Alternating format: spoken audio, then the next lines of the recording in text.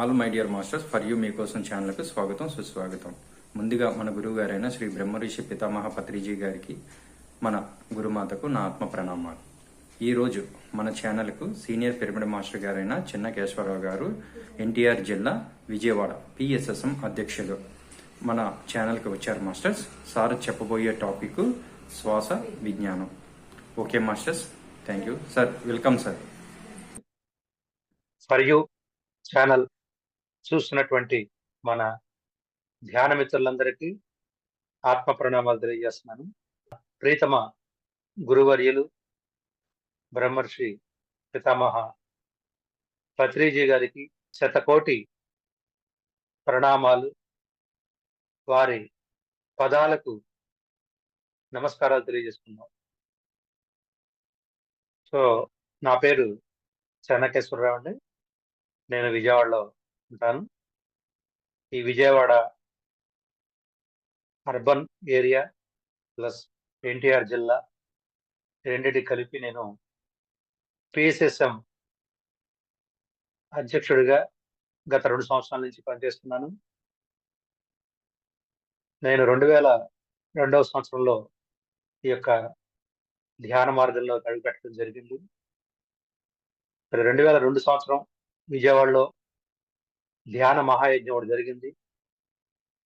బ్రహ్మర్షి జక్క రాఘవరావు గారు, జక్క పద్మ మేడం, బ్రహ్మ విద్వరిష్ట జక్క పద్మ మేడం వారి దంపతుల ద్వారా 2002లో జింకానా గ్రౌండ్స్ ఒక మహాయజ్ఞం జరిగింది.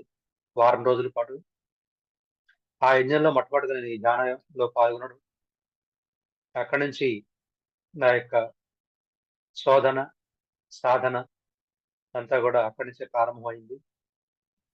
మరొక సంవత్సరం పాటు ధ్యానం నేర్చుకున్న తర్వాత 2004వ సంవత్సరంలో నేను జూన్ నెలలో నేనుండేటువంటి ఇంటి పైన, అంటే మాచవరంలో రాఘవరావు గారి ఇల్లు ఉంటుంది విజయవాడలో, అక్కడి నుంచి ఒక 5 కిలోమీటర్ల దూరంలో సింగనగర్ అనే ప్రాంతంలో నేను ఉంటాను.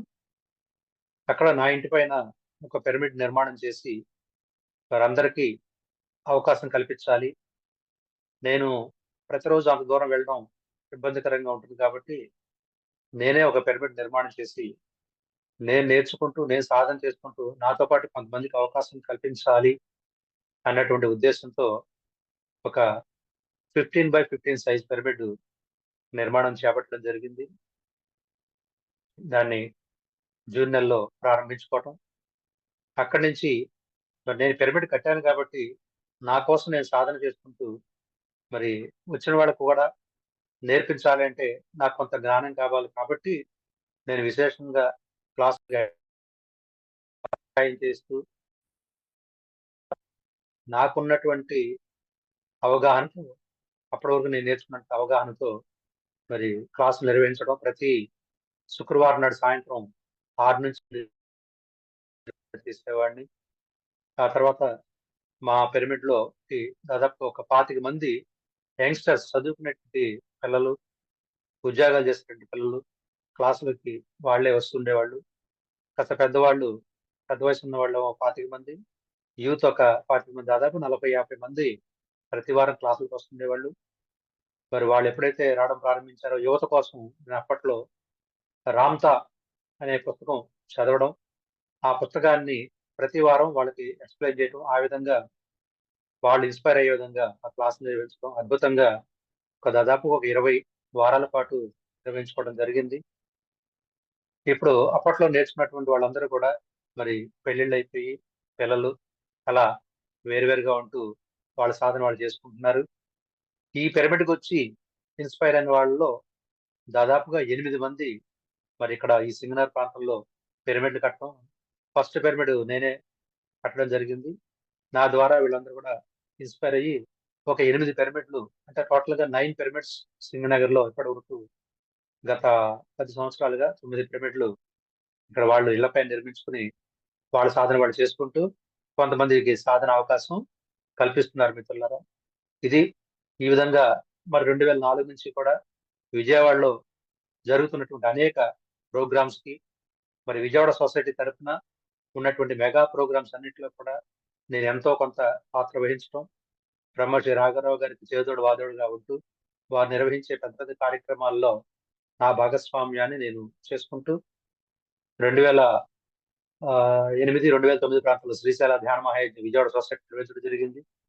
అలాగే 2005 ప్రాంతంలో ధ్యాన భారత్ అనేటువంటి ప్రోగ్రాం కూడా బ్రహ్మర్షి పత్రిజీ విజయవాడ వాసులకు అందించడం, ఆ ధ్యాన భారత్ అనే ఆ ప్రోగ్రాం లాంచింగ్ కూడా ఇక్కడే ప్రారంభించుకోవడం జరిగింది. ఇలా రకరకాలుగా అనేక ప్రోగ్రామ్స్ చేసుకుంటూ వస్తున్నాం. ఈ మధ్యన రీసెంట్ గా మరి ఆ, నేషనల్ హైవేల మీద ఎన్నో యాక్సిడెంట్లు జరుగుతున్నాయి కాబట్టి ఆ యాక్సిడెంట్లు జరుగుతున్నాయి కాబట్టి ఆ నివారించడం కోసం మనం నేషనల్ హైవే వాళ్ళతో సంప్రదించి వాళ్ళ యొక్క పర్మిషన్ తో డివైడర్ల మీద పిరమిడ్ పెట్టడం, ఎక్కడైతే యాక్సిడెంట్ జరుగుతున్నాయో ఆ యాక్సిడెంట్ జరిగే స్పాట్లలో మరి జరగకుండా ఉండడం కోసం 2x2 సైజు పిరమిడ్లు తయారు చేయించి అక్కడ మేము ఫిక్స్ చేయించడం జరిగింది. బందర్ రోడ్ లో, ఏలూరు రోడ్ లో, అలాగే హైదరాబాద్ రోడ్ లో ఇట్లా నేషనల్ హైవేల్లో దాదాపుగా 150 పిరమిడ్లని నేను, ఇంకొక మిత్రురాలైనటువంటి ఢిల్లీ పబ్లిక్ స్కూల్లో పనిచేసిన నాగరమాదేవి గారు వారి యొక్క సహకారంతో మేము ఇద్దరు కలిసి ప్లాన్ చేసి ఈ పిరమిడ్లు పెట్టడం దాదాపు ఒక సంవత్సరం నుంచి ఈ పిరమిడ్లు పెట్టాం. ఈ సంవత్సరాలుగా మరి అక్కడ పిరమిడ్లు పెట్టడం వలన అక్కడ యాక్సిడెంట్లు బాగా తగ్గినాయి అని చెప్పేసి నేషనల్ హైవే వాళ్ళు అందులో పనిచేసే ఎంప్లాయీసే మాకు రిపోర్ట్ చేయడం జరిగింది. మరి దాన్ని అధికారపూర్వకంగా పోలీస్ వారి దగ్గర నుంచి మనం ఇంకా ఒక లిటరల్ గా ఒక యాక్సిడెంట్ తగ్గినాయి అని చెప్పి ఒక అధికారపూర్వకంగా లెటర్ తీసుకోవడానికి ప్రయత్నం చేస్తున్నాము. ఆ లెటర్ తీసుకున్న తర్వాత మరి ఇంకెక్కడెక్కడ మరి ఆంధ్రప్రదేశ్ లోను అలాగే భారతదేశం మొత్తం కూడా ఈ హైవేల మీద యాక్సిడెంట్లు జరగకుండా ఉండడం కోసం అది గవర్నమెంట్ బాధ్యతగా తీసుకుని చేసే విధంగా మా యొక్క ఆలోచన మేము చేస్తున్నాము. అది కూడా రూపుదాల్చుకుంటుంది. తర్వాత బ్రహ్మర్షి పత్రిజీ యొక్క సంకల్పం ప్రతి దేవాలయం కూడా ధ్యానాలయంగా మారాలి. ఈ దేవాలయాలన్నీ కూడా కాన్సెప్ట్ మనందరికీ మిత్రులందరికీ తెలిసిన విషయమే. మరి వారు చెప్పినటువంటి మాటలు ఊరక పోవు. ఆ యొక్క భవిష్యత్తును ముందే గ్రహించి వారి ముందే మనకు చెప్పడం జరుగుతుంది. తర్వాత భవిష్యత్తులో అది నిజం అయిన తర్వాత పత్రిజీ యొక్క గొప్పతనం ఏంటో మనకు అర్థమవుతుందని ఒక నిరూపణ. ఈ మధ్యన రీసెంట్ గా మరి విజయవాడలో, మరి ఆంధ్రప్రదేశ్ లో మహాశక్తి క్షేత్రాల్లో ఒకటి తిరుపతి అయితే రెండవది మనకి విజయవాడ కనకదుర్గం ఆలయం. అలాంటి ఆలయంలో మరి ప్రస్తుతం ఉన్నటువంటి ఆలయ ప్రధానాధికారి, ఎగ్జిక్యూటివ్ ఆఫీసర్ కెఎస్ రామారావు గారు వారే మనకి ఫోన్ చేసి మా గుళ్ళో అమ్మవారి సమక్షంలో ప్రతి పౌర్ణమికి ఒక ధ్యాన యజ్ఞం లాగా ఉదయం 9 గంటల నుంచి రాత్రి 9 గంటల వరకు నిర్వహించండి అని చెప్పి మన స్వస్థితి వారిని మనల్ని సంప్రదించడం జరిగింది.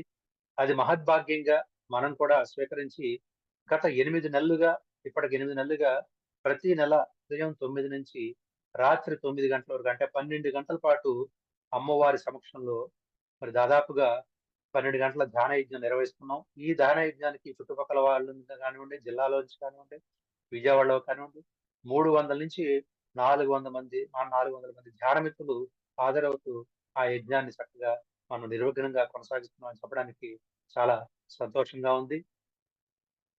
అదేవిధంగా ఈ విధంగా కొనసాగుతూ అనేక కార్యక్రమాలు మనం చేస్తూ ఉన్నాము. ధ్యాన జగత్ ఈ మధ్యన రీసెంట్ గా అయిన సంగతి తెలుసు మనకి. పత్రిజీ ఏనాడో చెప్పారు. అది 193 దేశాల్లో మరి ఐక్యరాజ్య సమితి యొక్క సమక్షంలో మరి అందరి అంగీకారంతో ధ్యాన దినోత్సవం అని చెప్పేసి వరల్డ్ మెడిటేషన్ డే అనేది మనకి ప్రత్యేకంగా మన ధ్యానుల కోసం ఒక ధ్యానం డే అనేది రావడం అనేది మరి బ్రహ్మర్షి పత్రిజీ యొక్క భవిష్యత్ దర్శనానికి ఇది సూచనగా మనం మరింత అద్భుతంగా ఆనందంగా చెప్పుకోవచ్చు మిత్రులారా. ఇది నా స్వపరిచయం. మరి నా స్వపరిచయం గురించి ఇంకా నేను చెప్పుకోవాలంటే ఒక అరగంట సేపు అదే సరిపోతుంది కాబట్టి ప్రస్తుతానికి ఇంతవరకు మనం ఇది నా స్వపరిచయంగా పరిచయం చేసుకుంటూ, సో మరొకసారి మీ అందరినీ కలుసుకునేటువంటి భాగ్యాన్ని కలిగించినటువంటి ఫర్ యూ ఛానల్ వారికి మరొకసారి అభినందనలు తెలియజేస్తూ, సతీష్ గారికి, మిత్ర బృందానికి అందరికీ కూడా మరొకసారి అభినందనలు తెలియజేస్తున్నాను. సో మై డియర్ ఫ్రెండ్స్, మరి ఈరోజు కాన్సెప్ట్ శ్వాస విజ్ఞానం.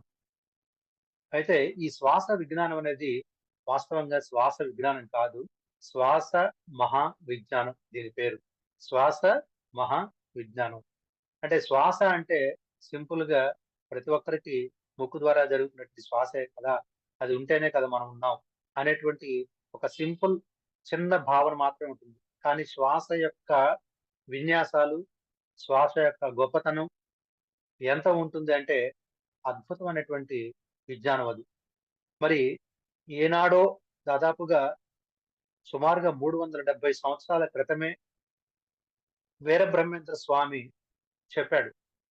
వీరబ్రహ్మేంద్ర స్వామి అనంగానే మనకు గుర్తొచ్చేదేంటంటే, ప్రతి ఒక్కరికి సహజంగా కాలజ్ఞానం, ఆయన చెప్పినటువంటి కాలజ్ఞానం మాత్రమే ఈ భూమి మీద జరగబోయేటువంటి విశేషాలు, వింతలు, మరి పెను మార్పులు ఏవైతే ఉన్నాయో వాటి గురించి మాత్రమే తెలుస్తుంది తప్ప, ఆయన అద్భుతమైనటువంటి గ్రంథరాజును ఒకటి రాశాడు.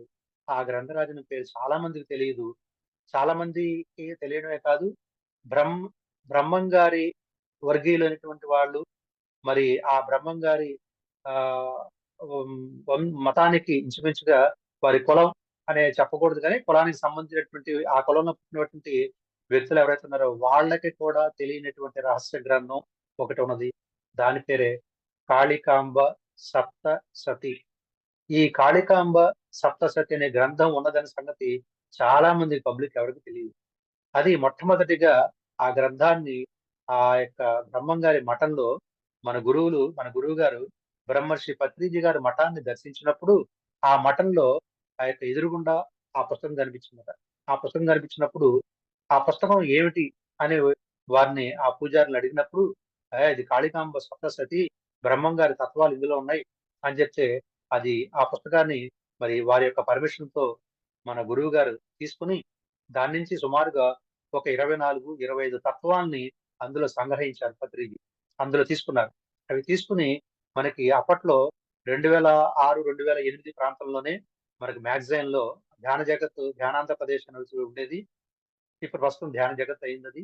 ఆ ధ్యానాంధ్రప్రదేశ్ మ్యాగజైన్‌లో మరి చక్కగా దాన్ని వేసి ప్రచురించి దాని యొక్క అర్థాలని మనకు అద్భుతంగా వివరించారు.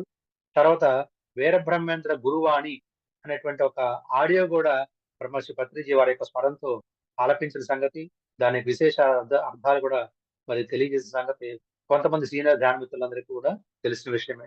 అందులో మరి ఆ తత్వాలు కాలజ్ఞానం అనే విషయాన్ని కాసేపు పక్కన పెట్టినట్టయితే కనుక, ఆ యొక్క కాళికాంబ సప్త సతి అనేటువంటి గ్రంథంలో ఉన్న తత్వాలన్నీ కూడా మనిషి అద్భుతంగా జీవించడానికి, మనిషి ఏ విధంగా భూమి మీద జీవించాలి, మనిషి ఎలా జీవించాలి, మనిషి యొక్క సమస్త జీవరాశితో ఏ విధంగా కలిసిమెలిసి ఉండాలి, సమాజంతో ఏ విధంగా కలిసిమెలిసి ఉండాలి, తన కుటుంబంతో ఎలా కలిసిమెలిసి ఉండాలి, ఏ విధంగా జీవించాలి, ఒక ముక్కలో చెప్పాలంటే వే ఆఫ్ లైఫ్ స్టైల్ అంటే సరి అయినటువంటి జీవన విధానం మరి చేయాలంటే ఖచ్చితంగా ఆ యొక్క కాళికాంబ సప్తసతి అనే గ్రంథాన్ని ప్రతి ఒక్కరు చదివి తీరాలి. కనీసం బ్రహ్మర్షి పత్రిజీ అడ్వైజ్ చేసినటువంటి, ఆయన సూచించినట్టు ఆ తత్వాలనైనా తెలుసుకున్నట్లయితే మన యొక్క జీవితం అద్భుతంగా ఉంటుంది మిత్రులారా.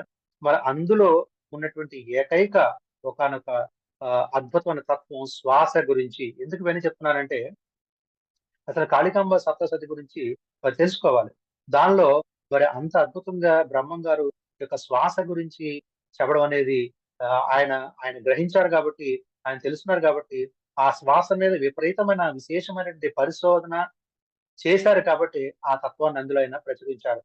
మరి ఆ యొక్క శ్వాసని గ్రహించి, ఆ శ్వాసని పట్టుకునే విధానం, ఆ శ్వాస మీద ధ్యాస ద్వారా, ఆ ధ్యానం చెయ్యబట్టే ఆయనకి అంత అద్భుతమైనటువంటి దివ్య శక్తులు తోడై, ఆయన తోడై విజన్ ద్వారానే 370 సంవత్సరాల తర్వాత ఈ భూమి మీద జరిగే పెను మార్పులు ఆయన రాయగలిగారంటే కేవలం ఆయన యొక్క మూడో నేత్రం, దివ్య నేత్రం ఓపెన్ అయింది కాబట్టి రాయగలిగారు.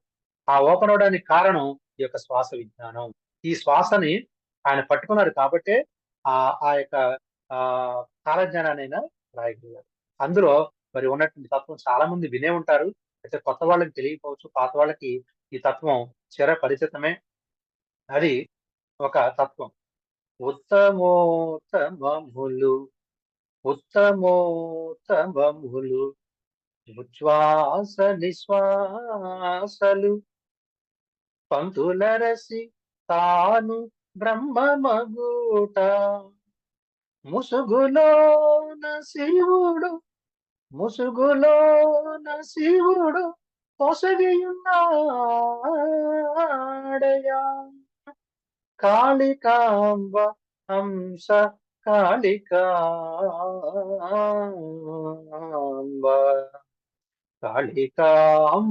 హంస కాళికాంబ. ఇది అద్భుతమైన తత్వం. సప్త సతి అంటే 701 శ్లోకాలు ఉన్నాయన్నమాట. సప్త అంటే 7, సతి అంటే ఆ 701 తత్వాలతో కూడినటువంటి ఆ గ్రంథాన్ని కాళికాంబ సప్తసతి అన్నారు. ఆయన యొక్క 701 తత్వాల్లో కూడా ప్రతి తత్వంలో ఆఖరి లైన్లో 4వ లైన్లో కాళికాంబ హంస కాళికాంబ అని ప్రవచిస్తారనమాట. మనకి వేమన తత్వాల్లో ఆఖరి తత్వంలో ఆఖరి లైన్లో విశ్వదాభిరామ వినురవేమ అని. సో విశ్వదాభిరామ వినురవేమ అని ఎలా అయితే ప్రతి తత్వంలో ఆయన ఆఖరి లైన్లో ప్రవచించారో, అదే విధంగా ఈ యొక్క వీరబ్రహ్మేంద్ర స్వామి కూడా ప్రతి తత్వంలో కాళికాంబ సప్తశతిలో కాళికాంబ హంస కాళికాంబ అని చెప్పడం అనేది జరుగుతుంది. సో ఈ యొక్క మొట్టమొదట లైన్ యొక్క అర్థం ఏంటయ్యా అంటే, ఉత్తమోత్తమములు ఉచ్ఛ్వాస నిశ్వాసలు. అంటే ఈ యొక్క లోపలికి వెళ్ళేటువంటి ఉచ్ఛ్వాస, తిరిగి బయటకు వచ్చేటువంటి శ్వాస, ఈ ఉచ్ఛ్వాస నిశ్వాసలు ఏవైతే ఉన్నాయో వాటిని కేవలం గాలి గమనిస్తమే కదా అనుకుంటాం. కేవలం గాలే కదా, ఈ ధ్యానం చేసే వాళ్ళందరూ కేవలం కళ్ళు మూసుకుని గాలిని గమనిస్తమే కదా, ఏముంది పెద్ద ఇందులో విశేషం అని భ్రమపడుతూ ఉంటారు, పొరపడుతూ ఉంటారు. ఎందుకంటే వారికి దానిలో ఉన్నట్టు విలువ తెలియదు కాబట్టి కేవలం గాలి అనుకుంటారు. కాదు కాదు, గాలి కాదు. ఈ యొక్క ఉచ్ఛ్వాస నిశ్వాస అనేది ఉత్తమోత్తమము. ఉత్తమము ప్లస్ ఉత్తమము, ఉత్తమము ప్లస్ ఉత్తమము ప్లస్ ఉత్తమము ప్లస్ ఉత్తమము ప్లస్ ఉత్తమము. అంటే ఉత్తమోత్తమములు అంటే ఎక్కడో హై లెవెల్లో హై పిచ్ లో అనమాట. ఉత్తమోత్తమములు ఎక్కడో హై పిచ్ లో అనమాట. ఉన్నతమైనవి, చాలా చాలా చాలా గొప్పవైనవి, చాలా అరుదైనవి. దాని యొక్క విశేషం చెప్పనలవి కాదు మిత్రులారా. ఉత్తమోత్తములు అంత ఉన్నతమైనవి. ఉత్తమోత్తములు ఉచ్ఛ్వాసని ఈ యొక్క ఉచ్ఛ్వాస నిశ్వాసలు చాలా చాలా ఉన్నతమైనవి అని చెప్తున్నారు. ఇంకేం చెప్తున్నారు? ఉత్తమోత్తమములు శ్వాస నిశ్వాసలు పంక్తులరసి తాను బ్రహ్మమగుట. పంక్తులరసి తాను బ్రహ్మమగుట అంటే, పంక్తులరసి అంటే సాధన చేయగా చేయగా చేయగా చేయగా. అంటే ఏ సాధన చేయాలి? కేవలం కళ్ళు మూసుకుని కూర్చోవటం ఒకటే సాధన కాదు. గంటలు గంటలు కూర్చోవడమే సాధన కాదు. మరి ఆ సాధన చేస్తూ సాధన పూర్తయిన తర్వాత స్వాధ్యాయం చేయాలి. ఆ స్వాధ్యాయం చేస్తేనే మరింత మనకి మన గురించి మనకు తెలుస్తుంది, చుట్టుపక్కల గురించి తెలుస్తుంది, విశ్వం గురించి తెలుస్తుంది, బ్రహ్మ గురించి తెలుస్తుంది, ఖగోళం గురించి తెలుస్తుంది, యూనివర్స్ టోటల్ గా యూనివర్స్ గురించి మనకు తెలియాలంటే ఆ యొక్క సాధన ఆ యొక్క శ్వాస మీద ధ్యాస పెట్టి సాధన చేస్తూ కొంత స్వాధ్యాయం కూడా చేయాలి. ఈ స్వాధ్యాయం చేయడం మాత్రమే కాకుండా స్వాధ్యాయంతో అయిపోతుందా అంటే అవదు. ఈ స్వాధ్యాయం ద్వారా తనని తాను తెలుసుకోవాలి. ఏం తెలుసుకోవాలి తనను తాను? నేనొక కేవలం కనిపించేటువంటి ఒక స్థూల దేహాన్ని మాత్రమే కాదు, నేనొక సూక్ష్మ శరీరాన్ని, నేనొక కారణ శరీరాన్ని, నేనొక దైవాంశ సంభూతుణ్ణి, ఆ దైవాన్ని నేనే, నేనే ఆ దైవం అనేటువంటి అనుభూతిని స్వానుభవంగా తెలుసుకోవాలి. పుస్తకాలు చదవడం ద్వారా కాదు, సీనియర్ మాస్టర్లు ఎవరో చెప్పడం ద్వారా కాదు, తనంతట తాను ప్రతి వ్యక్తి ప్రతి ధ్యాని కూడా స్వానుభవం ద్వారా నేను ఆ యొక్క సాక్షాత్తు ఆ దైవాన్ని, నేను ఆ యొక్క బ్రహ్మని అనేటువంటి విషయాన్ని మనం ఈ యొక్క ధ్యానం ద్వారాను స్వాధ్యాయం ద్వారా తెలుసుకోవాలి. సాధన అంటే ఇవే, ధ్యానము స్వాధ్యాయం, ధ్యానము స్వాధ్యాయం, ఆచార్య సాంగత్యం. మనకంటే సీనియర్ మాస్టర్స్ ఎవరైతే ఉన్నారో వాళ్ళతో మరి ఆచార్య సాంగత్యం చేయాలి. ఈ 3 విధానాలనే కలిపే సాధన అని చెప్పబడింది తప్ప, సాధన అంటే సహజంగా ప్రతి ఒక్కరు అనుకుంటే కేవలం కళ్ళు మూసుకోవటే కాదు మిత్రులారా. కళ్ళు మూసుకుని కూర్చోవడము, స్వాధ్యాయం చేయడం, ఈ రెండింటిని కలిపి ఆ యొక్క ఆచార్య సాంగత్యంతో కూడా కలిపితేనే సాధన అవుతుంది. ఈ సాధన చేయగా చేయగా చేయగా చేయగా ఎంతకాలం చేయాలి? అనుభవం పొందే వరకు సాధన చేస్తూనే ఉండాలి. ఆ అనుభూతి చెందే వరకు నేను బ్రహ్మని, నేను బ్రహ్మతత్వాన్ని, ఆ బ్రహ్మలో నేను కూడా ఒక భాగాన్ని, నేను కూడా ఆ బ్రహ్మలో ఒక భాగాన్ని, ఇక్కడ ఉన్న వాళ్ళందరూ కూడా ఆ బ్రహ్మలో భాగాలే, నాతో చుట్టూ ఉన్న వాళ్ళందరూ కూడా ఆ యొక్క బ్రహ్మతత్వంలో అందరూ కూడా భాగాలే అనేటువంటి అనుభూతి పొందే వరకు సాధన చేయాలి. అందుకే పంక్తులరసి తాను నువ్వు బ్రహ్మం అని తెలుసుకునే వరకు ఆ సాధన చేయాల్సిందే. ఆ యొక్క బ్రహ్మ ఆ అనుభూతిని పొందే వరకు నువ్వు సాధన చేస్తూనే ఉండాలి. చేయగా చేయగా ఎప్పుడైతే నువ్వు చేస్తావో నువ్వు ఒక బ్రహ్మమైన సంగతి తెలుసుకుంటావు. తర్వాత 3వ లైన్‌లో ఏం చెప్పారు? పంక్తులరసి తాను బ్రహ్మమగుట ముసుగులోన శివుడు పొసగి ఉన్నాడయ్యా. ఏమన్నారు ఇక్కడ? ముసుగులోన శివుడు పొసగి ఉన్నాడు. ముసుగు అంటే ఏంటి అర్థం? శివుడు ఎక్కడ దాక్కున్నాడు? పొసగి ఉండటం అంటే ఏంటి అర్థం? అలా బిక్కు అని దాక్కుని ఉండిపోవడం. ఎవరికి కనపడకుండా దాక్కుని ఉండిపోవడం అన్నమాట. దాన్ని పొసగి ఉన్నాడయ్యా, ముసుగులోన శివుడు పొసగి ఉన్నాడయ్యా. శివుడు అంటే ఎవరు? సాక్షాత్తు ఆ యొక్క ఆ యొక్క పరమాత్మ, సాక్షాత్తు మనలో ఉన్నటువంటి ఆ యొక్క దైవం, మనలో ఉన్న ఆత్మ పదార్థం, మనలో ఉన్నటువంటి స్పిరిట్, మనలో ఉన్నటువంటి సోల్, వీటన్నిటికి రకరకాల పేర్లు తప్ప అంతా ఒకటే. ఒకే పదం. వివిధ రకాలుగా అర్థం చేసుకోవడం కోసం అనేక పదాలు మనం వాడటం, మన పూర్వీకులు వాడటం జరుగుతుందన్నమాట. ఇక్కడ శివుడు అంటే సాక్షాత్తు ఆ యొక్క ఆత్మ పదార్థమే. ఎక్కడ దాక్కున్నాడు? ముసుగులోన. ముసుగు అంటే అర్థం ఏంటి? ముసుగు అంటే ఒక తెర లాంటిదో, లేకపోతే ఒక దుప్పట లాంటిదో, ఒక దుపట్టా లాంటిదో కాదు. ముసుగు అంటే మనలో ఉన్నటువంటి అజ్ఞానము. ఏంటి అజ్ఞానం? కేవలం నేను ఈ శరీరాన్ని మాత్రమే అనుకోవటం అజ్ఞానం. అజ్ఞానానికి ఎన్నో నిదర్శనాలు ఎన్నో మనం చెప్పుకోవచ్చు. ఎన్నో మన నమ్మకాలు మనకి ప్రపంచవ్యాప్తంగా మూఢనమ్మకాలు ఎన్నో మన పెద్దవాళ్ళ ద్వారా మనం సంక్రమించినాయి. ఎందుకంటే అవి మూఢనమ్మకాల సంగతి వాళ్ళకు కూడా తెలియదు. వాళ్ళు ఆ పరంపరగా మనకి సరైనటువంటి జ్ఞానాన్ని అందివ్వాల్సింది పోయి మూఢనమ్మకాల్ని, మూఢ విశ్వాసాల్ని మనకి వంశపారంపర్యంగా మన పెద్దలు అందించారనమాట. అంటే దానిలో ఉండే అర్థం పరమార్థం వాళ్ళకి తెలియక వాళ్ళు ఫాలో అవుతూ మనకి అందిస్తూ వచ్చున్నారు. ఎప్పుడైతే బ్రహ్మర్షి పత్రిజీ భూమి మీద అవతరించారో అప్పుడే మరి మూఢ విశ్వాసాలకి, మూఢ నమ్మకాలకి, మూఢ అభిప్రాయాలకి చెక్ పెట్టేసాం మనం. తెలుసుకున్నాం. అద్భుతంగా మనం తెలుసుకున్నాం. అందుట్లో మనం జీవిస్తున్నాం. ఏది మూఢనమ్మకం, ఏది మూఢ విశ్వాసం అని మనం తెలుసుకోగలుగుతున్నాం మిత్రులారా. కాబట్టి ఆ యొక్క ముసుగు అంటే అజ్ఞానము. ఏమిటి ముసుగు అంటే? అజ్ఞానం అంటే అనేక రకాలు. పొద్దున్నే మనం నిద్రలేగుస్తాం. నిద్రలేసి బయటికి రాగానే మన పనులు చేసుకుని మనం ఎక్కడో బయటికి వెళ్తానికి బయలుదేరతాం. బయలుదేరంగానే మనకు ఒక నల్ల పిల్లి ఎదురొస్తుంది. ఆ నల్ల పిల్లి ఎదురు రాగానే మనం అది అశుభ సూచకం అని చెప్పేసి దాన్ని ఆ యొక్క పిల్లిని విస్తమైనటువంటి తిట్లు తిట్టేసి దొంగ మొండ పాడు మొండ మనకి ఎదురొచ్చిందని చెప్పేసి మరి ఇంట్లో వచ్చి కాసేపు కూర్చుని ఏదో ఒక మంచులు తాగో లేకపోతే కాసేపు ఆ పని వాయిదా వేసుకున్నాం. ఆ పిల్లి వచ్చింది కాబట్టి అరిష్టం అని చెప్పేటువంటి మరి ఆ యొక్క భావంతో మనం బయటకు వెళ్ళాం. మరి వాస్తవంగా మన జీవితాన్ని శాసించేది ఆ పిల్లి కానే కాదు. సర్వం కలివిదం బ్రహ్మ. ఆ పిల్లిలో కూడా బ్రహ్మ పదార్థం ఉంది. సర్వం కలివిదం బ్రహ్మ అంటే వేదం ఏం చెప్తోంది? సర్వం కలివిదం బ్రహ్మ అంటే ఉన్నదంతా కూడా బ్రహ్మ పదార్థమే. ఈ సృష్టిలో ఉన్నదంతా కూడా బ్రహ్మ పదార్థమే.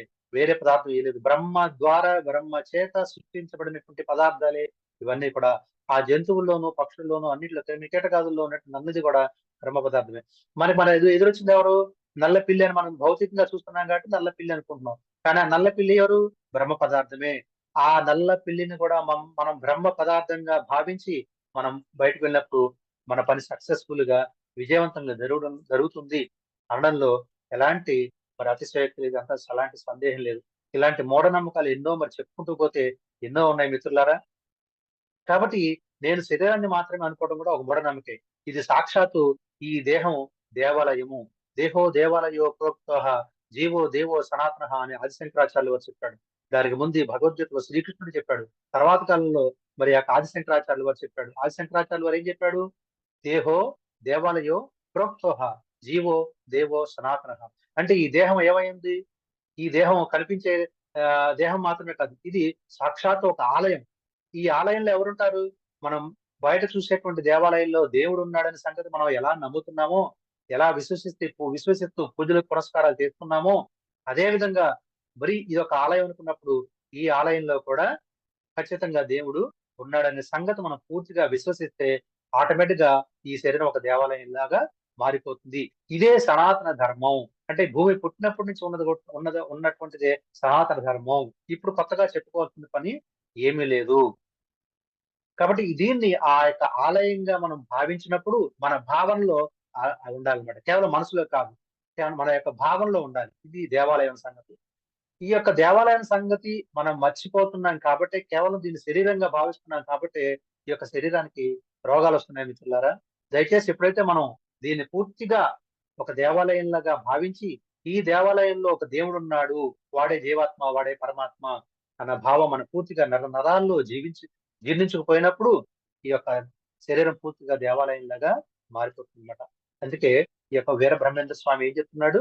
ఈ యొక్క ముసుగులోన శివుడు పొసగి ఉన్నాడయ్యా. మనలో ఉన్నటువంటి అనేక అజ్ఞానాలు ఒక దారపు రీలు చుట్టూ ఉన్నటువంటి దారం లాగా అనేక దారపు రీలు చుట్టూ ఎన్ని దారాలు ఉంటాయి? అబ్బో కొన్ని వేల దారాలు ఉంటాయి. ఆ దారపు రీలు చుట్టూ ఎన్నో వేల దారాలు ఉంటాయి. అంటే అన్ని వేల అజ్ఞానపు భావనలు, అలా అజ్ఞానపు విషయాలు మనలో జీర్ణించుకున్నాయి. ఆ యొక్క అజ్ఞానాలనేటువంటి ఆ దొంతరలో ఆ యొక్క శివుడు దాక్కుని ఉన్నాడు. ఆ యొక్క ఆత్మ దాక్కుని ఉన్నది. మరి ఆత్మ బయటకు రావాలంటే ఏం చేయాలి?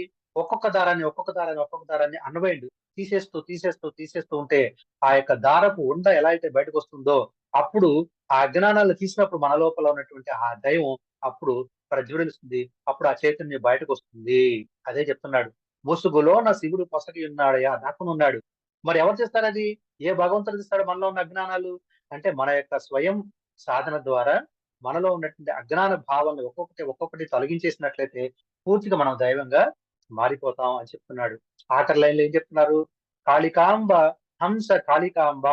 కాళిక అంటే సహజంగా ఏం చెప్తామంటే ఏమనుకుంటామంటే మనం దుర్గమ్మ వారినో, కనకదుర్గమ్మ వారినో, లేకపోతే పార్వతీ దేవినో, లేకపోతే కాళికాదేవికి అనేక రూపాలు, అనేక పేర్లు ఉన్నాయి కదా! మరి ఇంకా రకరకాల పేర్లు ఏదైతే ఉన్నాయో, మరి కాళిక అనంగానే మనకి అమ్మవారు గుర్తొచ్చేస్తారు. కానీ ఈ కాళిక అంటే ఇక్కడ అమ్మవారు కాదు. కాళిక అంటే ఆత్మకి అనేక రకాల పేర్లున్నాయి. అనేక రకాల పేర్లలో ఇదొక పేరన్నమాట. కాళిక అంటే ఆత్మ. అంబ అంటే జనరల్ గా మళ్ళీ దుర్గాంబ, దేవికాంబ, ప్రసూనాంబ. అంటే అంబ అని ఉన్న దగ్గరల్లా అంబ అంటే మీన్స్ ఇంగ్లీష్ లో ఎనర్జీ. అంబ అంటే తెలుగులో శక్తి. అంటే ఇది అంబ అనే దగ్గర ప్రతి దగ్గర మనం శక్తి అనే పదాన్ని యాడ్ చేసుకుంటే మనకి పూర్తిగా ప్రతి పదం మనకి అర్థమవుతుంది అన్నమాట. కాబట్టి కాళిక ప్లస్ అంబ, కాళికాంబ. కాళిక అంటే ఆత్మ, అంబ అంటే శక్తి. అంటే కాళికాంబ అంటే ఆత్మ యొక్క శక్తి. కాళికాంబ అంటే ఆత్మ యొక్క శక్తి. కాళికాంబ హంస కాళికాంబ. హంస అంటే సోహం. హంస అంటే శ్వాస. హంస అంటే నీళ్ళలో ఉండేటువంటి హంస అని కాదు అర్థం. హంస అంటే ఈ యొక్క ఆ మరి యోగి పరిభాషలో, ఋషి పరిభాషలో మరి హంస అంటారు, హంసలు అంటారు. మనం తెలుగులో మనం శ్వాసలు అని చెప్పుకుంటాం. గాలి పైకి వెళ్ళటం, గాలిని పీల్చుకోవడం తెలుగులో చెప్తాం. మరి శ్వాస అంటే సంస్కృత పదం. హంస అంటే యోగ పరిభాష అన్నమాట. యోగులు ఎన్ని హంసలు జరిగినాయి అని అంటారు తప్ప ఎన్ని శ్వాసలు జరిగినాయి అని చెప్పరు. కాబట్టి హంస అంటే శ్వాస.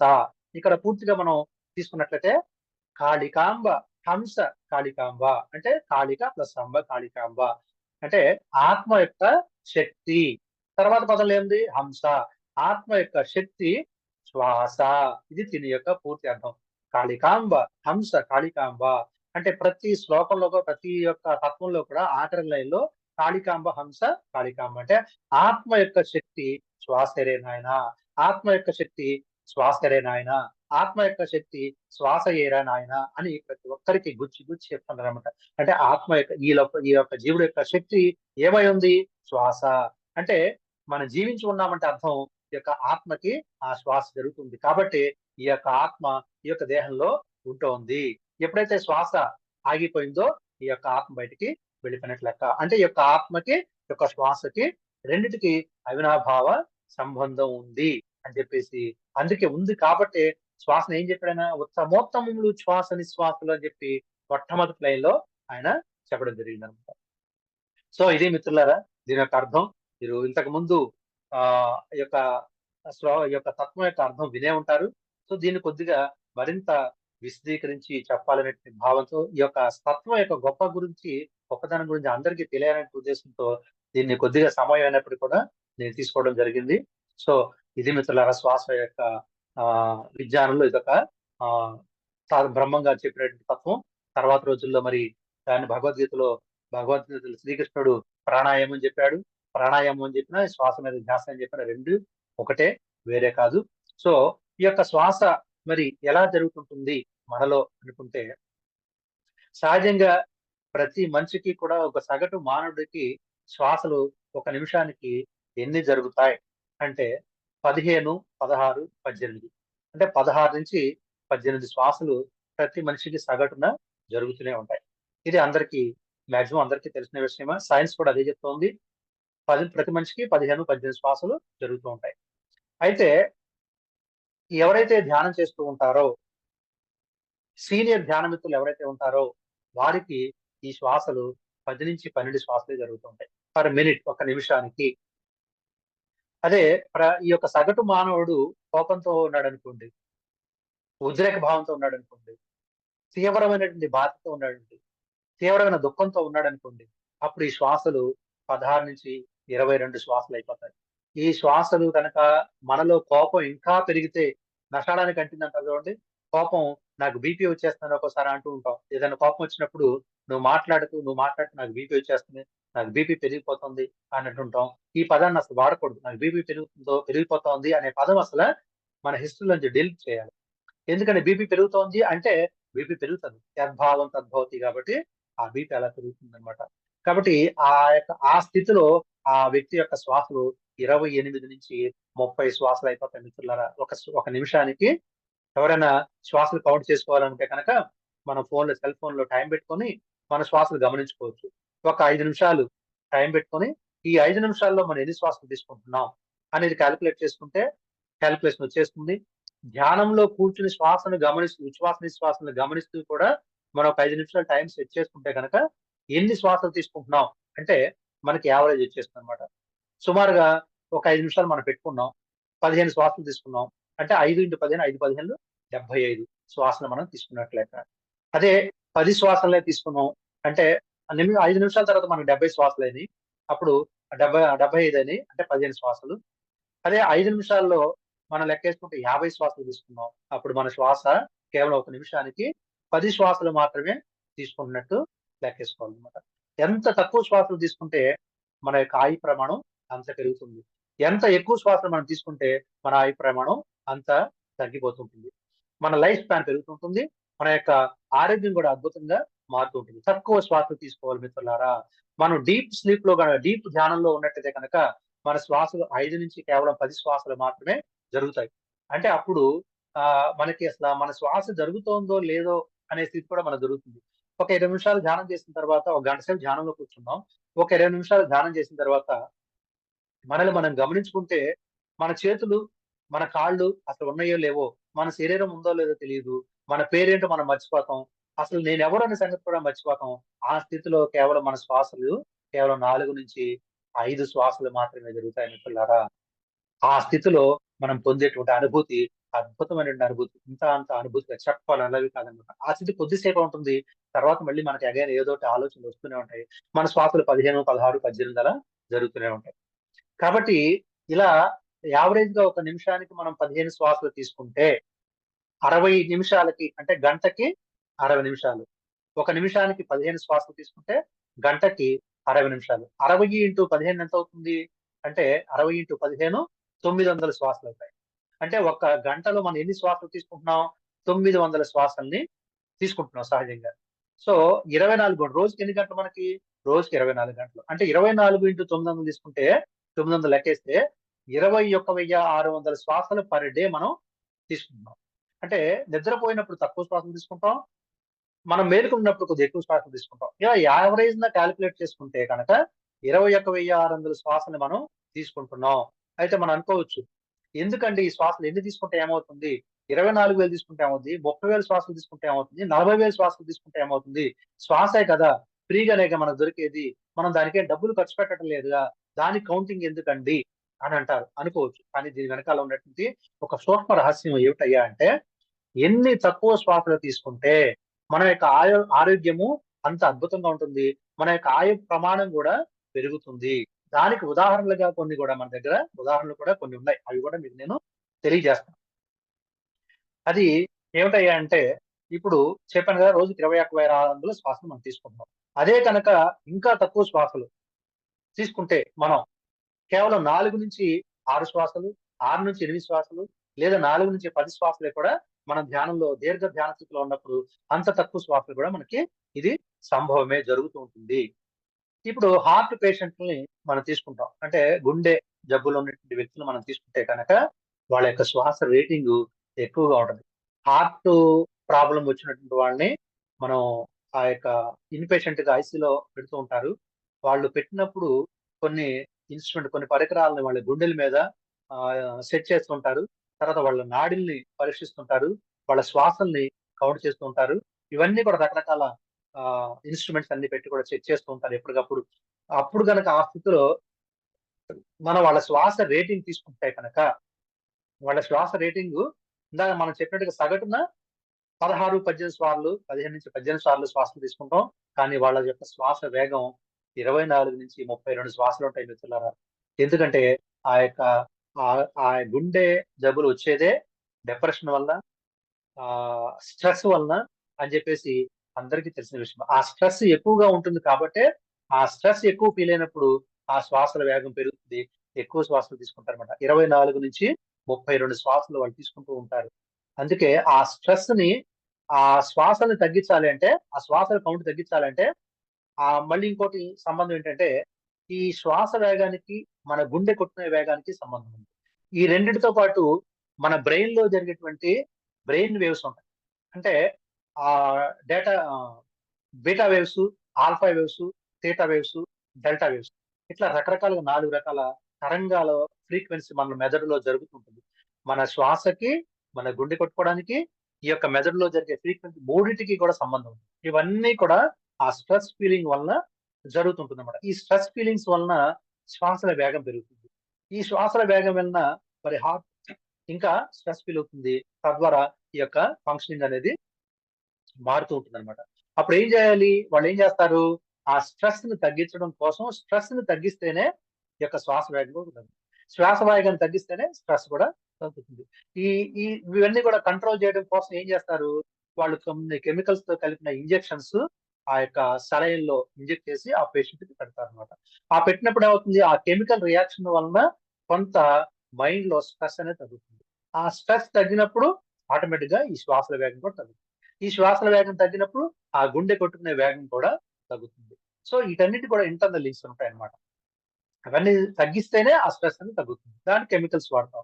అవన్నీ లేకుండా ఆ డాక్టర్ బెడ్ మీద ఉండి ఆ కెమికల్స్ అన్ని తీసుకోకుండా మనం చక్కగా అద్భుతంగా ఈ ధ్యాన సాధనని మనం ఎక్కువగా సేపు చేసుకుంటూ ఉంటే స్ట్రెస్ అనేది మనకి తగ్గుతుంటుంది. స్వాధ్యాయం చేయడం ద్వారా కూడా మనకు అవగాహన లెవెల్స్ మారుతాయి.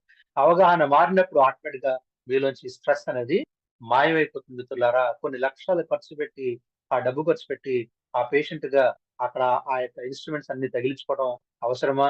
కాబట్టి అందుకనే మనం దీపం ఉండగానే ఇల్లు చక్కబెట్టుకోవాలని మన పెద్దవాళ్ళు మనకు చెప్తుంటారు. వాస్తవంగా దీపం ఉండగా ఇల్లు చక్కబెట్టుకున్నటువంటి అర్థం ఏమిటయ్యా అంటే, ఈ యొక్క దీపం అంటే మన లోపల నుండి ఆత్మ. ఇల్లు అంటే ఈ శరీరం.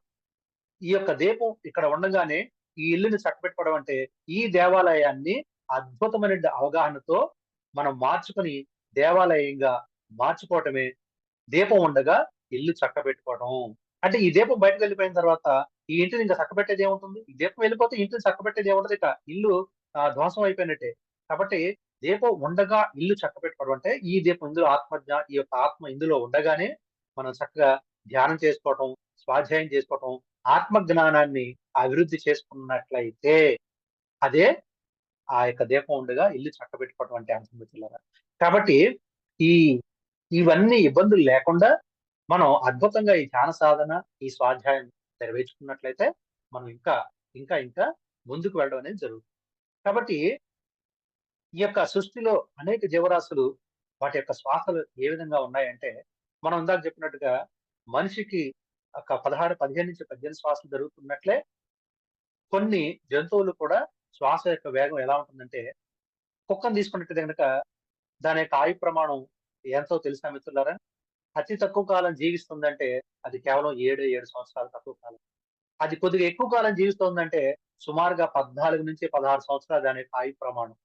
అంటే ఏ కుక్క అయినా సరే 7 సంవత్సరాల నుంచి 16 సంవత్సరాలు దాని ఆయు ప్రమాణం. ఎందుకని అంటే దాని యొక్క శ్వాసల వేగం నిమిషానికి 28 సార్లు తీసుకుంటుంది. ఒక నిమిషానికి 28 సార్లు అది గాలిని తీసుకుంటూ వదిలిపెడుతుందన్నమాట.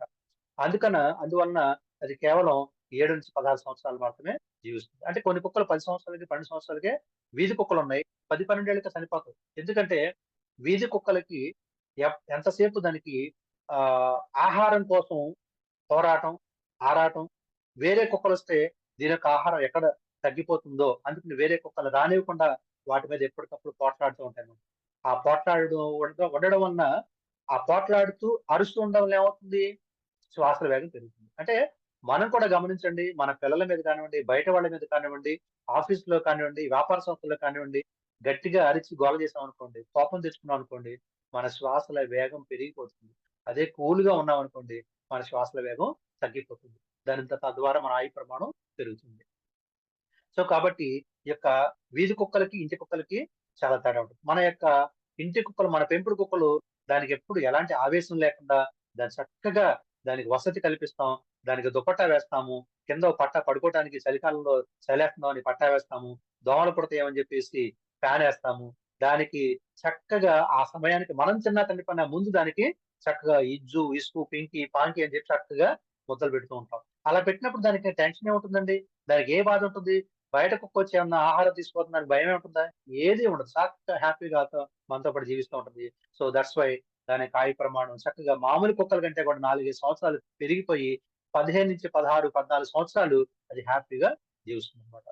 అదే విధంగా మరి ఒక తాబేలుని మనం తీసుకున్నట్లయితే గనక, ఒక తాబేలు, ఆ తాబేలు ప్రతి మనిషిని సమాజంలో ఒక నిదానంగా ఉండేటువంటి స్వభావం ఉన్నటువంటి, సాత్విక స్వభావంతో ఉండేటువంటి వ్యక్తుల్ని ఎవరితో పోలుస్తామంటే, మనం తాబేలుతో పోలుస్తాం మిత్రులారా.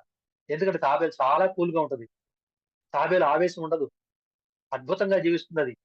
అది నీళ్ళలోనే అది నీళ్ళలోనే ఉంటుంది. బావుల్లోను, పెద్ద పెద్ద చెరువుల్లోనూ ఉంటుందన్నమాట. అది అవసరమైనప్పుడు మాత్రమే దాని చేతుల్ని, దాని కాళ్ళని, దానికి ఆహారం అవసరం మాత్రమే దాని చేతుల్ని, దాని తలని బయటికి పెట్టి ఆహారం తీసుకొని, ఆ ఆహారం తీసుకున్న తర్వాత దాని తలని తిరిగి లోపలికి ముడిచేసుకుంటది. దాని కాళ్ళను ముడిచేసుకుంటది. అది దాని యొక్క డెప్ప మాత్రమే కనిపిస్తుంది. పైన డెప్ప మాత్రమే కనిపిస్తుంది. ఆ లోపల ఆ యొక్క ఆ అవయవాలన్నీ కూడా లోపలికి తీసేసుకుంటది. అంటే దాని ఇంద్రియాలన్నిటిని కూడా ఇక్కడ మనం గమనించవలసిన విషయం ఏంటంటే, ఇంద్రియాల్ని అతి పొదుపుగా వాడుతుంది మిత్రులారా. దాని యొక్క 5 సెన్సెస్‌ని కూడా చాలా అద్భుతంగా అవసరమైనప్పుడు మాత్రమే ఉపయోగిస్తుంది. దానికి మనకి ఏమిటి తేడా అంటే, మన ఇంద్రియాలు మనం దుబారా చేస్తాం. మన చెవుల్ని అనవసరంగా ఉపయోగిస్తాం. మన కంటిని అనవసరంగా ఉపయోగిస్తాం. మన నోటిని అవసరం లేకపోయినా మనం మాట్లాడుతూ ఉంటాం. కాబట్టి మన ఇంద్రియాల్ని మనం పొదుపుగా వాడడం. మానవుడెప్పుడు ఇంద్రియాల్ని పొదుపుగా వాడడు. మిగతా జంతువులన్నీ కూడా ఇంద్రియాలను చాలా పొదుపుగా వాడతాయి. ఈ యొక్క తాబేలనేది చాలా పొదుపుగా వాడుతుందన్నమాట. థాట్స్ వై అది చాలా తక్కువ శ్వాసను తీసుకుంటుంది. ఎన్ని శ్వాసలు తీసుకుంటుంది అంటే, కేవలం 3-5 శ్వాసల్ని తీసుకుంటుంది. యావరేజ్‌గా ఒక 5 శ్వాసలు తీసుకుంటే, నిమిషానికి 5 శ్వాసలు తీసుకుంటే, 60 నిమిషాలకి 60/5 300 శ్వాసల్ని మాత్రమే అది తీసుకుంటుంది. అట్ ద సేమ్ టైమ్ మానవుడు ఎన్ని శ్వాసలు తీసుకుంటున్నాడు? 900 శ్వాసలని తీసుకుంటున్నాడు. అంటే ఎన్ని శ్వాసలు దుబారా చేస్తున్నాడు? దానితో పాటు పోల్చుకుంటే 600 శ్వాసలు దుబారా చేస్తున్నాడు. అధికంగా వినియోగించేస్తున్నాడు. కేవలం 300 శ్వాసలు సరిపోయే దగ్గర ఏం చేస్తున్నాడు? 600 శ్వాసలు అధికంగా వాడుతున్నాడు. అంటే రోజు మొత్తం లెక్కేసుకుంటే ఇన్ని శ్వాసలు దుబారా చేసి ఇంకా ఎక్కువ శ్వాసలు మనం దుబారా చేస్తున్నాం. అంటే 3 శ్వాసల నుంచి కేవలం 5 శ్వాసలే అది తీసుకోవడం వలన దాని యొక్క ఆయు ప్రమాణం సుమారుగా 300-350 సంవత్సరాలు మిత్రులారా. అంటే ఒక తాబేలు యొక్క ఆయు ప్రమాణం 350 సంవత్సరం. 300-350 సంవత్సరాలు. తక్కువ శ్వాసను తీసుకోవడం వలన. అర్థమవుతుందా? 300-350 సంవత్సరాలు హ్యాపీగా దాన్ని ఎవరు చంపకుండా ఉంటే, ఆహారం కోసమో, పిల్లకాయలు దాని మీద రాళ్ళేసి, రప్పలేసి కొట్టకుండా, చంపకుండా ఉంటే, యాస్ పర్ నేచర్ ప్రకృతి ప్రకారం దాన్ని వదిలేస్తే అది 350 సంవత్సరాలు ఒక తాబేలు యొక్క ఆయుు ప్రమాణం తక్కువ శ్వాసను తీసుకుంటుంది. ఇంద్రియాల్ని పొదుపుగా వాడుకుంటుంది. ఇంద్రియాల్ని మనిషి మాత్రం విపరీతంగా అనవసరంగా వాడేయటం వలన మనిషి యొక్క ఆయు ప్రమాణం తగ్గిపోతూ ఉంటుంది. అలాగే మరి సముద్రాలు ఉన్నాయి. సముద్రాల్లో ఒక సముద్ర జీవి, అద్భుతమైన జీవి మరి ఎలిఫెంట్ ఫిష్ అని ఒకటుంది. Elephant fish. దాని పేరు ఎలిఫెంట్ ఫిష్. అంటే ఆ యొక్క చేప భారీ ఆకారంలో ఒక ఏనుగు ఆకారంలో ఉంటుంది కాబట్టి దానికి ఎలిఫెంట్ ఫిష్ అని పేరు పెట్టారు. అది ఎక్కడ జీవిస్తుందయ్యా అంటే సముద్రాల్లో జీవించదు.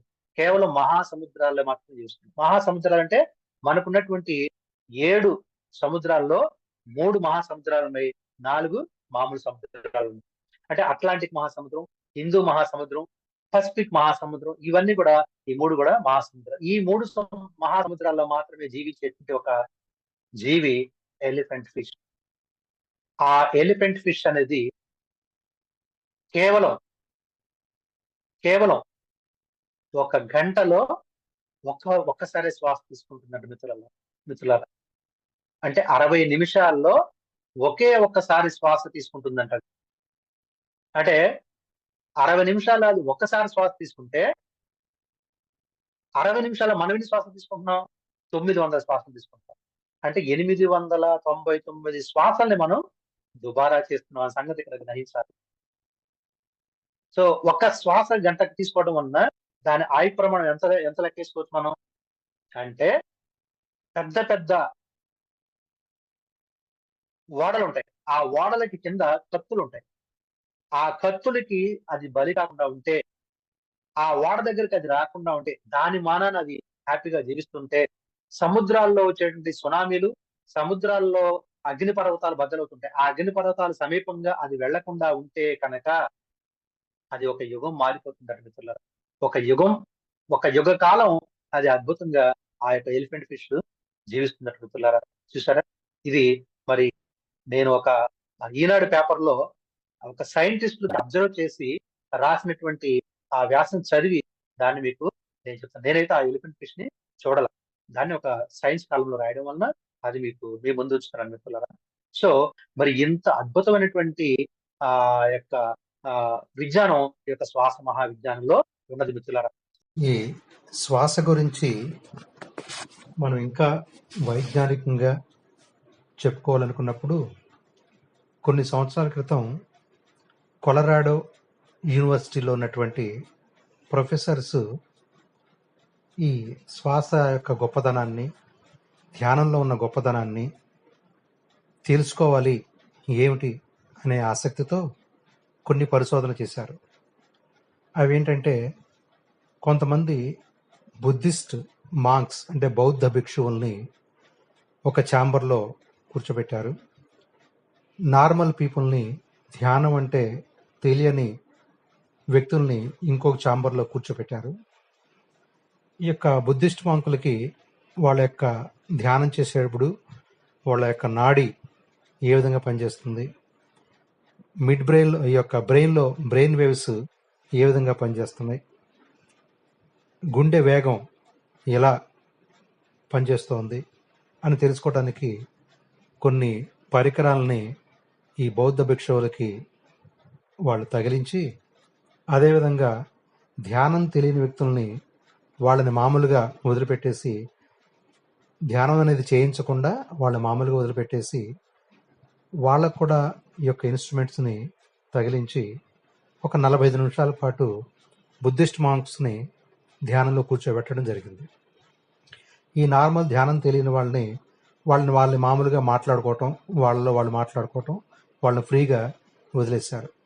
సో 45 నిమిషాల ధ్యానం తర్వాత వీళ్ళు గుర్తించిన అంశాలు ఏమిటయ్యాయంటే, ఈ బౌద్ధ భిక్షువుల్లో ఇందాక మనం చెప్పుకున్నట్టుగా ఆ యొక్క beta waves, alpha waves, theta waves, delta waves వీటిని గుర్తించినప్పుడు ఈ 45 నిమిషాల ధ్యానంలో వాళ్ళు డీప్ ధ్యాన స్థితిలోకి వెళ్ళడం వలన వాళ్ళలో థీటా వేవ్స్ అనేది చక్కగా యాక్టివేట్ అయినాయి. అంటే ఆ యొక్క థీటా వేవ్స్ వలన ఏమవుతుందంటే ఆలోచనలన్నీ శూన్యమైపోయి మనసు జీరో స్థితిలోకి వచ్చి చక్కటి కాస్మిక్ ఎనర్జీని వాళ్ళు తీసుకోవటం జరుగుతుంది. తద్వారా వాళ్ళు ఒక అతీతమైన స్థితి, ఒక ఊహాతీత స్థితి, ఒక అనిర్వచనీయమైన అనుభూతిని వాళ్ళు పొందడం అనేది గుర్తించారు. అదే ఈ యొక్క నార్మల్ పీపుల్ని గుర్తించినప్పుడు వీళ్ళ యొక్క ఆలోచనలన్నీ కూడా బీటా స్టేట్లో ఉన్నాయి. అంటే సహజంగా వాళ్ళు మామూలుగా ఆలోచనలు, మామూలుగా మాట్లాడుకోవటం, ధ్యానం అనేది లేదు కాబట్టి ఆ యొక్క బీటా స్టేట్లో ఉన్నారు. సో వాళ్ళ యొక్క శ్వాస వేగం 16-18 సార్లు జరుగుతుంటే ఈ యొక్క బుద్ధిస్ట్ మాంక్స్ యొక్క శ్వాస వేగం అనేది 3 నుంచి కేవలం 5 శ్వాసలు జరగటం, తద్వారా ఆ యొక్క డెల్టా స్థితిలో వీళ్ళు ఉండడం అనేది వీళ్ళు గమనించారు. తర్వాత ఇంకేం జరిగిందంటే, మనకి మనుషులకి బ్రెయిన్ అది 3 విభాగాలుగా ఉంటుంది. Left brain, right brain, mid brain. ఈ 3 విభాగాలుగా ఉంటాయని చెప్పేసి సైన్సు చెప్తుంది. కొంతమంది డాక్టర్స్కి అందరికీ కూడా తెలిసిన విషయమే. ఈ మిడ్ బ్రెయిన్లో ఒక నియోకార్టెక్స్, సెరిబ్రల్ కార్టెక్స్ అంటారు. ఆ సెరిబ్రల్ కార్టెక్స్ అనేటువంటి ఒక భాగం మిడ్ బ్రెయిన్లో ఉంటుంది. ఆ మిడ్ బ్రెయిన్లో ఉన్నటువంటి ఆ సెరిబ్రల్ కార్టెక్స్లో ఒక గ్రే మ్యాటర్ అనేది ఉంటుంది. ఇది అందరికీ గ్రే మ్యాటర్ అనేది అందరికీ ఉంటుంది. ధ్యానం చేసినా ధ్యానం చేయకపోయినా ప్రతి వ్యక్తికి ఆ గ్రే మ్యాటర్ అనేది ఉంటుంది. అయితే ధ్యానం చేసినటువంటి యొక్క బుద్ధిస్ట్ మాంక్స్ యొక్క సెరిబ్రల్ కార్టెక్స్లో ఒక గ్రే మ్యాటర్ అనేది వాళ్ళకి దళసరిగా ఉండడము, అంటే చిక్కగా దళసరిగా ఉండడము గుర్తించారు. ఈ నార్మల్ ధ్యానం చేయనటువంటి వ్యక్తుల్లో ఆ యొక్క గ్రే మ్యాటరు లిక్విడ్ ఫామ్లో లూజుగా ఉండడం అనేది గుర్తించారు. అంటే ఏమిటి ఈ దళసరిగా ఉండడం వలన ఉపయోగం అంటే, ఈ దళసరిగా గ్రే మ్యాటర్ ఉండడం వలన వాళ్ళ యొక్క ఆలోచనలు అనేది, వాళ్ళ యొక్క థింకింగ్ ప్యాటర్న్స్ అనేది చాలా కన్స్ట్రక్టివ్గా, చాలా పర్ఫెక్ట్గా, అద్భుతంగా ఉండడం అనేది జరుగుతుంది. ఈ లూజ్గా ఉన్నటువంటి ఈ గ్రే మ్యాటర్ వలన ఆలోచనలు రకరకాలుగా పరిపర విధాలుగా వాళ్ళ డిస్టర్బెన్స్ మైండ్లో ఉంచడం అనేది వీళ్ళు గుర్తించడం జరిగింది. ఇంకా ఏం గుర్తించారంటే, ధ్యానం చేసే వ్యక్తులు ఎవరైతే ఉన్నారో వాళ్ళ యొక్క ఏమంటారంటే దాన్ని అల్జీమర్స్ అంటే మతిమరుపు రోగం అంటారు. ఈ యొక్క సైన్స్ పరిభాషలో మతిమరుపు రోగం అంటారు. అంటే సహజంగా ప్రతి మనుషులకి 40 దాటిన దగ్గర నుంచి 45 దాటిన దగ్గర నుంచి ఈ మతిమరుపు అనేది సహజంగా పెరుగుతూ వస్తూ ఉంటుంది. అదే ధ్యానం చేస్తుంటే కనుక ఆ 40 నుంచి 45 వ్యక్తులు కంటిన్యూషన్ ధ్యానం చేస్తూ ఉంటే వాళ్ళకి 60 సంవత్సరాల తర్వాత కానీ అల్జీమర్స్ అనేది రాదు. ధ్యానం చేయకపోతే 45 సంవత్సరాల నుంచే అల్జీమర్స్ అనేది వస్తుంది. అంటే ఏంటి అడ్వాన్స్ ఇందులో ధ్యానం చేయడం వలన 15 సంవత్సరాల తర్వాత రావాల్సినటువంటి, ధ్యానం చేయకపోతే 15 సంవత్సరాల తర్వాత రావాల్సినటువంటి అల్జీమర్స్ అనేది 15 సంవత్సరాల ముందుగా వస్తుంది. అదే ధ్యానం చేస్తూ ఉంటే కనుక దీన్ని పోస్ట్ పోన్ చేసి 15 సంవత్సరాల తర్వాత ఆ అల్జీమర్స్ అనేది రావడం అనేది సహజంగా జరుగుతుంది. అంటే మనం 15 సంవత్సరాల పాటు ఈ అల్జీమర్స్ని మనం పోస్ట్ పోన్ చేయొచ్చు అనే విషయాన్ని ఈ యొక్క శాస్త్రవేత్తలు గుర్తించడం జరిగిందనమాట. సో అది మిత్రులారా, మరి ఈ యొక్క సైంటిఫిక్ పరంగా కూడా మనం చెప్పుకున్నప్పుడు, వైజ్ఞాన పరంగా కూడా మనం చెప్పుకున్నప్పుడు ఈ విధంగా ధ్యానం చేయటం వలన మనం అత్యధిక శక్తిని పొందవచ్చు, మన ఆలోచన విధానాన్ని సరళీకృతం చేసుకోవచ్చు అని చెప్పి మనం ఈ విధంగా తెలుసుకోవచ్చు. ఇంకొక శ్వాస యొక్క విన్యాసం అని చెప్పి మనం ఇందాక చెప్పుకున్నాం. మొట్టమొదటిలో శ్వాస ఏ విధంగా విన్యాసం చేస్తుంది, శ్వాస ఏ విధంగా మారుతూ ఉంటుంది అనుకున్నప్పుడు కూడా మనకి శ్వాస అనేది సహజంగా వారంలో 3 రకాలుగా మారుతూ ఉంటుంది.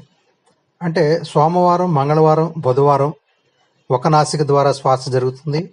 గురువారం, శుక్రవారం, శనివారం ఇంకొక నాసిక ద్వారా శ్వాస జరుగుతూ ఉంటుంది. మనకి ఎడమ ముక్కుని ఎడానాడి అని, కుడి ముక్కుని పెంగళి నాడి అంటారు. అంటే పెంగళి నాడులు అంటారు. దాన్ని మనం కొద్దిగా తేలిగ్గా చెప్పుకోవాలంటే కనుక ఎడమ ముక్కు ద్వారా జరిగే శ్వాసని చంద్రనాడి శ్వాస అని, కుడి ముక్కు ద్వారా జరిగిన శ్వాసని సూర్యనాడి శ్వాస అని చెప్పుకోవచ్చు. అంటే యోగిక్ పరిభాషలో ఈ యొక్క చంద్రనాడి అంటే చంద్రనాడి ద్వారా జరిగే శ్వాస చల్లగాను, సూర్యనాడి ద్వారా జరిగే శ్వాస వెచ్చగాను ఉంటుందన్నమాట. అంటే ఎడమ నాసిక ద్వారా జరిగే శ్వాస చల్లగా ఉంటుంది, కుడి నాసిక ద్వారా జరిగే శ్వాస వెచ్చగా ఉంటుంది. వారంలో ఏ విధంగా మారుతూ ఉంటుంది అంటే, సోమవారం, మంగళవారం, బుధవారం శ్వాస ఎడమ నాసిక నుంచి లోపలికి వెళ్ళి కుడి నాసిక ద్వారా బయటకు వస్తుంది. గురువారం, శుక్రవారం, శనివారం జరిగే శ్వాస కుడి నాసిక ద్వారా లోపలికి వెళ్ళి ఎడమ నాసిక ద్వారా బయటకు వస్తుంది. అంటే దాన్ని సూర్యనాడి శ్వాస అంటాం. అట్లాగే మరి ఆదివారం ఒకరోజు ఉంది. ఆదివారం ఉదయం నుంచి మధ్యాహ్నం వరకు చంద్రనాడి శ్వాస జరుగుతుంది. మధ్యాహ్నం నుంచి రాత్రి వరకు సూర్యనాడి శ్వాస జరుగుతుంది. అంటే కుడి పక్క నుంచి శ్వాస లోపలికి వెళ్ళి ఎడమ పక్క నుంచి బయటకు వస్తుంది. ఇవి సహజంగా జరుగుతున్నటువంటి శ్వాస విధానం. ఇదే కాకుండా మనం ధ్యానంలో కూర్చున్న 10 నిమిషాల తర్వాత ఖచ్చితంగా ప్రతి ఒక్కరికి ఈ యొక్క వారాలతో సంబంధం లేకుండా చంద్రనాడి శ్వాస అనేది జరుగుతుంది. రోజులతో సంబంధం లేకుండా ధ్యానంలో కూర్చున్న వాళ్ళకి చంద్రనాడి శ్వాస ఎక్కువ జరుగుతూ ఉంటుంది. అలా కాకుండా ధ్యానం చేసేప్పుడు సూర్యనాడి శ్వాస జరుగుతోంది అంటే అర్థం మనలో ఇంకా మైండ్లో డిస్టర్బెన్స్ ఉందని, మనలో కొద్దిగా ఆందోళన ఉందని, మనలో ఇంకా స్ట్రెస్ ఉందని చెప్పి మనం అర్థం చేసుకోవచ్చు. కోపంతో ఆవేశంతో ఉన్నప్పుడు మనిషికి సూర్యనాడి శ్వాస జరుగుతుంది. మనిషి ప్రశాంతంగా ఉన్నప్పుడు, మనిషి చక్కగా ఆనంద స్థితిలో ఉన్నప్పుడు, చక్కటి సబ్జెక్ట్ వింటున్నప్పుడు, చక్కటి సంగీతం వింటున్నప్పుడు, చక్కటి పాటలు వింటున్నప్పుడు చంద్రనాడి శ్వాస జరుగుతూ ఉంటుంది. అంటే శ్వాస ఎడమ నాసిక ద్వారా లోపలికి వెళ్ళి కుడి నాసిక ద్వారా బయటకు వస్తుంది. అదే ఆవేశంతో, కోపంతో, స్ట్రెస్తో ఉన్నప్పుడు శ్వాస కుడి నాసిక ద్వారా లోపలికి వెళ్ళి తిరిగి ఎడమ నాసిక ద్వారా ఎడమ ముక్కు నుంచి శ్వాస బయటకు వస్తుందన్నమాట. ఇది ప్రతి ఒక్కరూ గమనించుకోవచ్చు. శ్వాస ఏ విధంగా జరుగుతోంది అంటే మన మనోస్థితి ఎలా ఉంది అని అర్థం చేసుకోవడానికి ఈ శ్వాసని మనం పట్టుకుంటే మన మైండ్ స్టేట్ ఏ స్థితిలో ఉందనే సంగతి కూడా మనకు పూర్తిగా అర్థమైపోతుంది. సో మిత్రులారా, ఇది శ్వాస మహావిజ్ఞానం యొక్క విశేషాలు. కాబట్టి ప్రతి ఒక్కరూ కూడా మరి ధ్యానం ద్వారానే మన యొక్క అంతర్గత స్థితుల్ని మనం మార్చుకోవచ్చు, మన యొక్క మనోభావాల్ని మార్చుకోవచ్చు, మన యొక్క ఆయు ప్రమాణాన్ని చక్కగా పెంచుకోవచ్చు, ఆరోగ్యంగా ఉండొచ్చు అనే సంగతుల్ని ఈ సబ్జెక్ట్ ద్వారా మనం అందరం కూడా గమనించవచ్చు, గుర్తించవచ్చు. సో మరి ఈరోజు ఈ యొక్క శ్వాస మహావిజ్ఞానం గురించి చెప్పే అవకాశాన్ని మరి నాకు ఇచ్చినటువంటి ఫర్ యూ ఛానల్ వారికి, అలాగే ఫర్ యూ ఛానల్ ఆర్గనైజర్ అయినటువంటి ఈ యొక్క సతీష్ గారికి ధన్యవాదాలు. వింటున్నటువంటి, చూస్తున్నటువంటి మీ అందరికి కూడా మరి ఆత్మ ప్రణామాలు తెలియజేసుకుంటూ, ఇంతటి గొప్ప విజ్ఞానాన్ని మరి ఈ భూమి మీద మనందరికీ కూడా అందిస్తున్నటువంటి మన గురుతుల్యులు బ్రహ్మర్షి పితామహ పత్రిజీ గారికి కూడా మన యొక్క ఆత్మ ప్రణామాలు నా యొక్క ఆత్మ ప్రణామాలు తెలియజేసుకుంటున్నాను. మరొకసారి మీ అందరికీ కూడా thank you all. Thank you sir. మన ఛానల్ ఫర్ యూ మీకోసంకి వచ్చి ఎంతో ఆత్మజ్ఞానాన్ని, శ్వాస విజ్ఞానం గురించి చెప్పినందుకు థ్యాంక్ యూ.